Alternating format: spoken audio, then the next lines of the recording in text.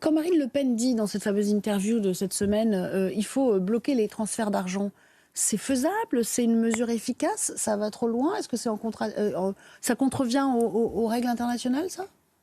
Vous me posez une colle parce que ces transferts passent souvent, dans le cas algérien, ils passent hors du réseau légal parce qu'il y a un problème de change en Algérie.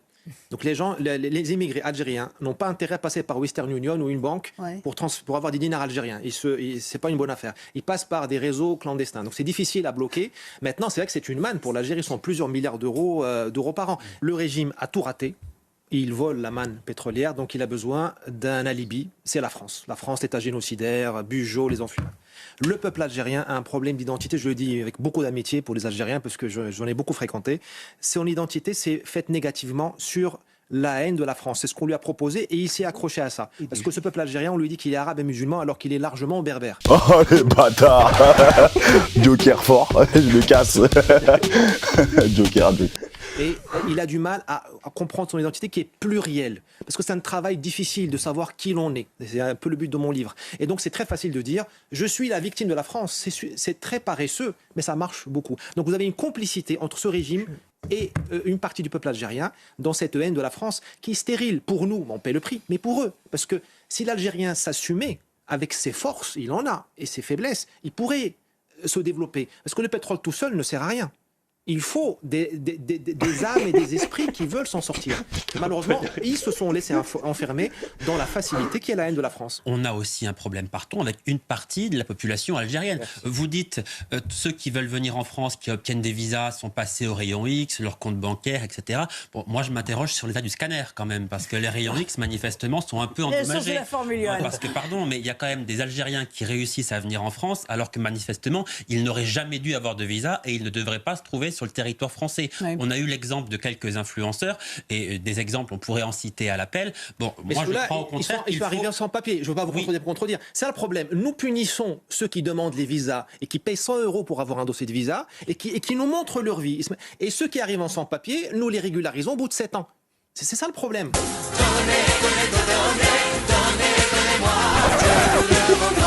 Non mais c'est nous, mais la relation diplomatique, c'est du donnant-donnant. Si on ne reprend pas les ressortissants, il n'y a pas de raison d'octroyer des visas tout court. Moi, je crois au contraire que nous avons besoin de connaître davantage ceux qui souhaitent venir en France, parce que je dis aujourd'hui qu'il y a des failles qui sont manifestes. D'accord. Bon, mais il se doute qu'il y en a, en effet, puisqu'on l'a vu dans le profil de ces personnes qui posent problème manifestement. Vincent. Mais enfin, songez quand même que la nomenclatura algérienne vient se faire soigner en France, le pays est si détestable pourtant, vient se faire soigner en France en laissant une ardoise de 44 900 000 €. C'est déjà de la belle ardoise. En un an. C'est déjà de la belle ardoise. Bon. On a effectivement une aide au développement. Où va cette aide ? Où va cette aide ? Et si la France est si odieuse, à peu près en tout, puisque le gouvernement algérien, depuis longtemps, se nourrit d'une haine anti-française, il tient sur ce ressentiment. Pourquoi tant d'Algériens veulent venir vivre chez nous ?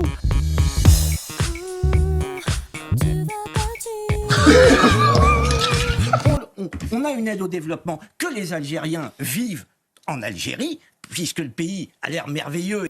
Je te la mets bien profond.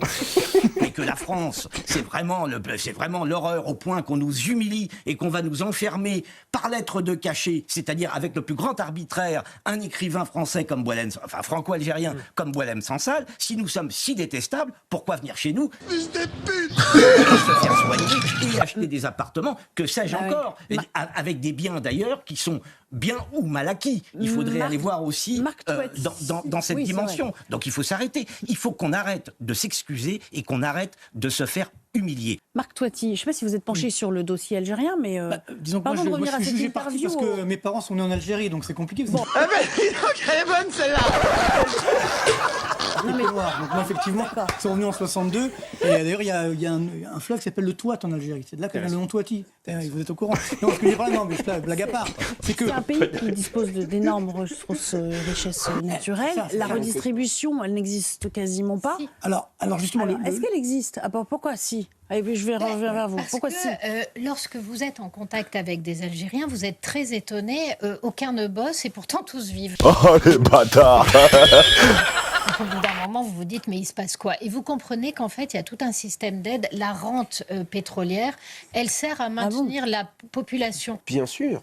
Je veux dire, à un moment, il faut arrêter de se faire marcher sur les pieds, il faut arrêter de se faire insulter. On a quand même un président algérien qui nous accuse d'avoir commis un génocide. On a un ministre algérien qui nous raconte qu'on est un ennemi éternel de l'Algérie. Mais jusqu'à quand allons-nous continuer à accepter cela? Enfin, il y en a ras-le-bol. Évidemment qu'il ne faut pas pénaliser l'Algérien qui vient en France. Je ne dis pas le contraire, mais vous avez quand même sur notre sol de plus en plus le développement d'un nationalisme algérien qui pose de plus en plus problème. Et je le vois notamment dans les salles de classe où vous avez parfois des conflits qui naissent entre les enfants d'origine marocaine et les enfants d'origine algérienne. J'ai déjà vu des élèves se battre pour le Sahara occidental.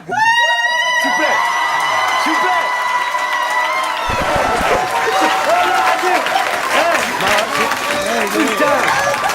Il a préparé celle-là, c'est sûr. Voilà ce que l'on constate en effet dans les écoles en France. Et puis il y a toujours cette idée revancharde avec cette idée de colonisation à l'envers. Vous nous avez pillés pendant des années. Maintenant c'est à notre tour. On ne respectera rien. Et maintenant vous nous devez cela. Vous êtes à nos pieds. Voilà la logique de certains, en effet, personnes d'origine algérienne. Évidemment tous les Algériens et personnes d'origine algérienne ne pensent pas cela. Mais il faut le mettre en avant parce que la montée du nationalisme algérien est pour moi de plus en plus problématique et autant problématique que la montée de l'islamisme dans nos établissements scolaires. Malheureusement, ils se sont laissés enfermer dans la facilité qui est la haine de la France. Ça n'ira nulle part. Merci beaucoup d'être venu parmi nous. Vous vouliez dire quelque chose? Juste rajouter une chose, parce qu'il y a la haine de la France, mais il y a aussi la haine des Juifs.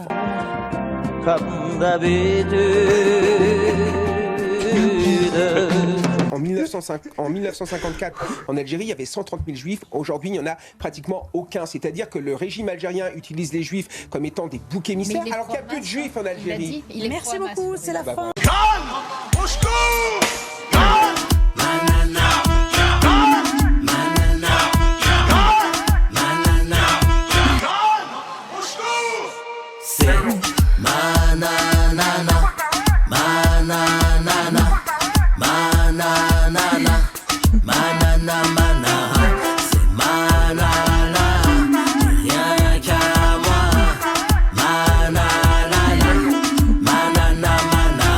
La chanson de l'été, Nana Manara de Nicolas Malone sur Spotify, iTunes, et bien sûr Deezer pour bouger, danser, se remuer. L'été sera chaud avec Nana Manara.